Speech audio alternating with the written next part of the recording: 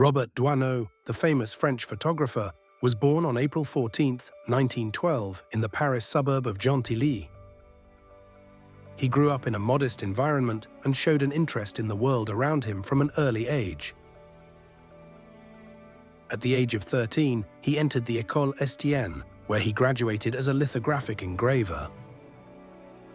A few years later, he joined the Ullmann studio as a draftsman, before quickly moving on to the photo lab. But it was under the impetus of photographer André Vigneault that his passion for photography really took off. Vigneault played a decisive role in his development. He introduced him to the artistic dimension of this art form and opened the doors to the world of the avant-garde. In 1934, Robert Doisneau married Pierrette Chaumaison, with whom he had two daughters, Annette and Francine. On his return from military service, Lucien Chauffard facilitated his employment with Renault's photographic department. He immortalizes the industrial world through his lens: machines, architecture, workers' faces. But what could have been mere technical reportage becomes a veritable poetic inventory under his gaze. He breathes a discreet humanity into these scenes, revealing the hidden beauty of the working world. In 1939, his career took a decisive turn. Dismissed for repeated late arrivals, he lost his salary stability but embarked on a new path, that of freelance photographer. His meeting with Charles Rado, founder of the Raffo agency, was decisive.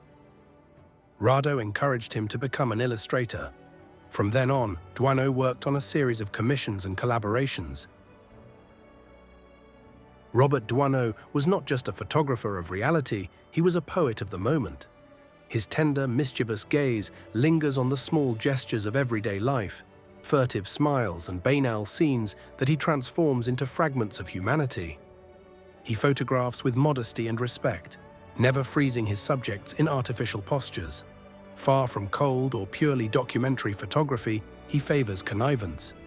He observes, lets himself be forgotten, sometimes creating a bond with those he photographs. Even when he stages certain images, as in his famous Baiser de l'Hôtel de Ville, he retains an emotional authenticity that touches deeply. Doisneau is particularly attached to the little people: workers, outsiders, street children, anonymous lovers. For him, everyone deserves to be seen, and above all, looked at with kindness. His approach is profoundly humanistic. He doesn't seek the spectacular but sincere emotion. He reminds us that beauty can emerge in a child's burst of laughter or a glance lost in a crowd. It is this attention to others, this ability to reveal the extraordinary in the ordinary, that gives his work universal appeal.